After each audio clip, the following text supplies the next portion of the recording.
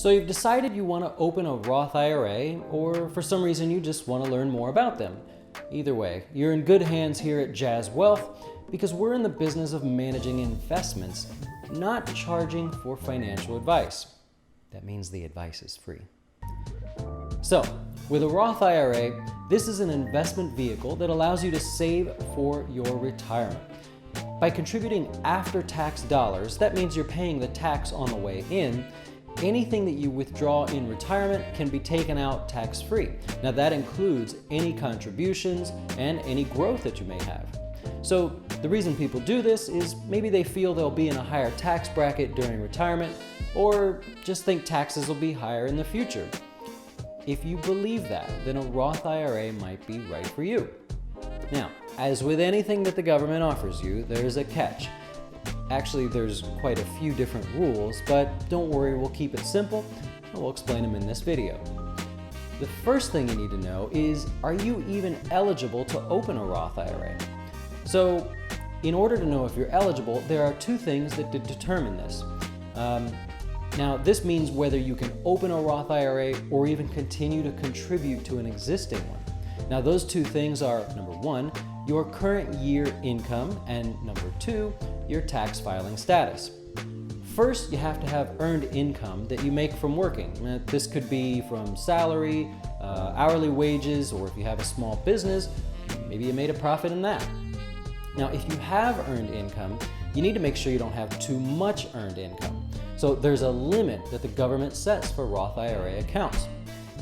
These limits will differ depending on your, number two, tax filing status.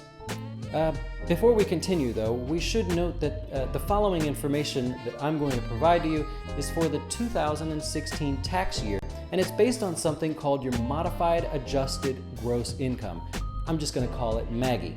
Basically, MAGI takes your adjusted gross income from your tax forms, adds back your deductions like student loan interest or maybe higher education expenses, and that's how they get that number.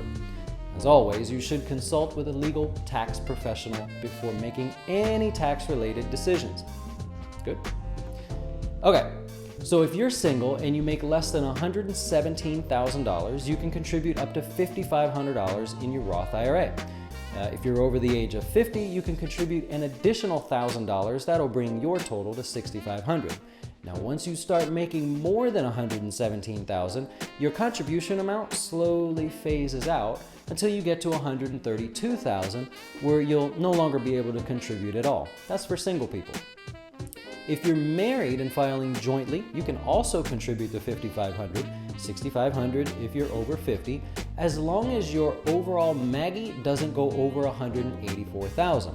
Once you go over $194,000, you're no longer eligible. One little nuance in the IRA laws says that you actually have 15 months to make a contribution for that tax year.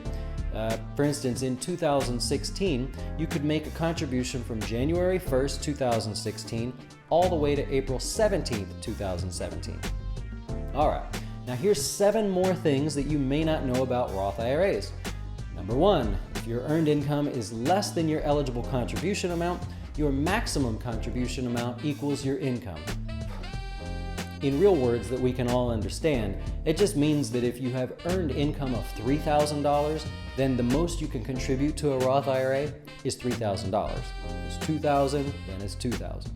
All right, number 2, you can make contributions at any age. That's different from a traditional IRA.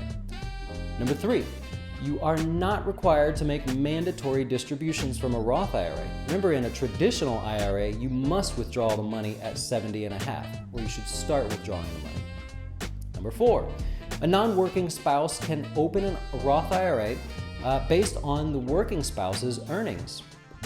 Number 5, you can still make your annual contribution if you also convert money from a tax-deductible account, like if you moved a traditional IRA to a Roth IRA in that same year.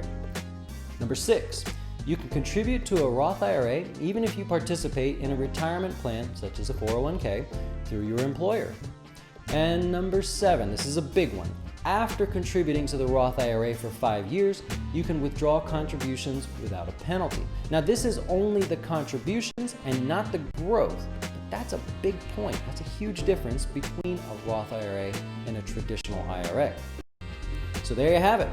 Now you know the ins and outs of the Roth IRA. Of course, if you have any further questions, feel free to visit our site and ask Jazz, or give us a call on your schedule. We want to be your wealth manager no matter what stage you are in your investment life. We know that by eliminating the hidden fees, allowing you to keep your account in your name, and offering you specific one-on-one portfolio management, we can get you to your retirement goals.